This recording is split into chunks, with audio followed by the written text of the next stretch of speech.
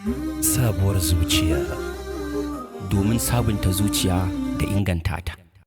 أعوذ بالله بسم الله والصلاة والسلام على رسول الله وعلى آله وصحبه أجمعين أما بعد السلام عليكم ورحمة الله وبركاته يا وانا masu daraja a daidai wannan lokaci na sahur a wannan shiri namu na sabuwar zuciya a sabon wata na Ramadan ya uwa masu daraja a yau insha Allah tabaraka wa ta'ala za mu tattauna akan wani batu mai muhimmancin gaske, wani al'amari wanda ba shi da girma sai girman fa'ida.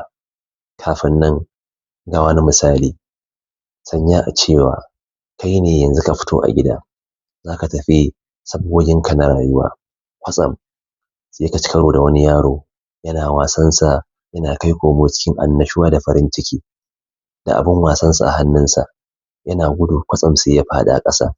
Wannan abin wasan nasa ya tsage ko ya karye. Ganin wannan abin ya tsage ya karye, wannan yaro ya fashe da kuka, ya rinƙa tsala ihu, ya shiga cikin damuwa yana kuka, yana alhinin karyewar wannan abin wasa nasa. Da ka hango wannan yaro sai abin ya sosa maka zuciya, sai abin ya taɓa maka zuciya, sai ka nufi wannan yaro, sai ka ɗauki wannan abin wasa nasa, bayan ka ɗaga shi a ƙasa, ka karkaɗe ƙurar wannan abin wasa nasa, ka gyara ka maida mishi yanda yake. Wannan yaro da ya kalli wannan abin wasa nasa sai ya ji daɗi, sai ya farin ciki, sai ya dariya, ya kalle ka ya ce ma na gode. Bayan ya kalle ka ya ce ma ya gode, ya ji daɗi, kawai sai ya koma ya cigaba da wasansa, ya manta da kukan da ya yi, ya manta da birgimar da ya ƙasa, kamar ma abin bai faru ba. Wannan shi ne kwatankwacin mutumin da ya shiga hali na damuwa, zuciyar shi ta shiga cikin ƙunci, ya zamto ya miƙa wuya, baya tunanin fita daga cikin wannan ƙunci. Kwatsam sai ka zo ka same shi, ka shigar mai da annashuwa da natsuwa da kwanciyar hankali a cikin zuciyarsa bayan da ya yanke tsammani. Ya ɗan uwa, wannan ibada ce mai girman gaske, wannan ibadar na da falala mai girman gaske. Shi ya sa ma Allah Maɗaukakin Sarki ya sanya wa kanshi suna da Al-Jabbar. Shi Al-Jabbar ba wai tsantsan mulki bane da tsantsan wato ainihin ƙarfi na mulki, a'a, shi Allah Maɗaukakin Sarki Jabirul Khawatir ne, shi mai miƙar da karyar zuciya ce, shi mai wato ainihin sanya annashuwa a zuciyar da ta yanke tsammani da rayuwa, zuciyar da damuwa ta cika ta, rashin walwala ya baibaye ta. Allah Maɗaukakin Sarki yana yaye ma zuciya wannan damuwa, yana daga cikin sirrin da ya sanya wa kansa Al-Jabbar. Ya ɗan uwa mai daraja, wannan sifa tana da girman gaske, ka zamto mai yaye ma al'umma damuwa a zuciyarsu, ka zamto mai kawar ma da mutane damuwa a zuciyarsu. Ya ɗan uwa mai daraja, ka sani cewa ƙarfafa zuciya da wato cire damuwa a cikin zuciya ta bayin Allah bayan sun yanke tsammani abu ne mai girman gaske. Sannan akwai hanyoyi da dama da za ka yi amfani da su wajen ƙarfafa zuciyar bayin Allah, wajen cire su a cikin damuwar da suka faɗa a cikinta.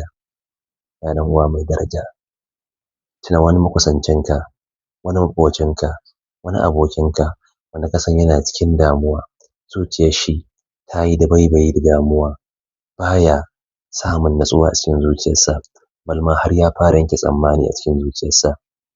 Ya ɗan uwa, ka nufi wannan mutumi da yake cikin wannan hali, ka bi wata hanya da ka san za ta iya amfanarwa, ka yaye mai wannan damuwa, kai ma Allah Maɗaukakin Sarki zai yaye ma wannan damuwa da kake fama da ita a zuciyarka.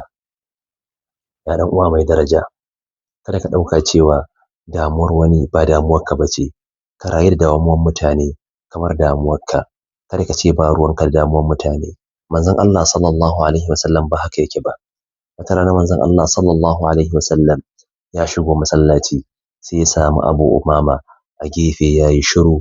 Kai kana ganinsa ka san yana cikin damuwa, kana ganinsa ka san zuciyarsa akwai ƙunci. Manzon Allah sallallahu alaihi wasallam sai ya kusance shi, ya matse shi, ya nuna mai damuwa da damuwarsa, har ma bai bar shi ba, ya koya mai wata addu'a wacce zai ringa karanta ta domin ya samu salama a cikin zuciyarsa, domin damuwar da yake fama da ita ta yaye, ya koya mai wannan addu'a da addu'ar da ake karantawa domin samun biyan bashi da ya ma mutum katutu a zuciyar shi. Ya ɗan uwa mai daraja, cire mutum a cikin damuwa ba dole sai da kuɗi ba. Wani lokacin ma zance mai daɗi kawai, kalima tayyiba, ta isa ta yi tasirin gaske a zuciyar mutum, ta cire shi a cikin wani ƙangi na damuwa da yake fama da shi, da kuma wato ainihin wani ƙunci da yake fama da shi a cikin zuciyarsa. Ya ɗan uwa mai daraja, a lokacin da ka ɗauki yaye damuwar mutane a zukatansu, ka sanya shi ya zamto maka ɗabi'a, ya zamto maka al'ada, ba ka ganin mutum cikin damuwa, sai ka yi ƙoƙarin ka kawar mai da wannan damuwa a zuciyarsa. A wannan lokaci za ka ji wani haske da annuri na ratsa zuciyarka, yana shiga zuciyarka ta inda ba ka tsammani. Amma ya za a yi ka kare wannan haske ya zamto ya tabbata a zuciyarka a koda yaushe, ya riƙa ƙaruwa ba raguwa ba? Dole fa sai ya zamto zuciyarka babu ƙiyayya a cikinta, babu hassada a cikinta, babu wato ainihin gaba a cikinta. A wannan lokaci idan ya zamto babu wannan damuwa a zuciyarka, to wannan haske zai ci gaba da haɓaka, zai ci gaba da ƙaruwa. Insha Allahu tabaraka wa ta'ala a shirinmu na gobe za mu yi bayani akan abin da za ka yi amfani da shi, za mu yi bayani akan abin da za ka yi riƙo da shi, ya zamto wannan haske ya dawwama a zuciyarka, ka tsarkake zuciyarka daga dukkan nau'i na damuwa wanda zai kawo tasgaro, ya hana wannan haske ci gaba a zuciyarka. Wassalamu alaikum wa rahmatullahi wa barakatuh. Sabuwar zuciya, domin sabunta zuciya da inganta ta.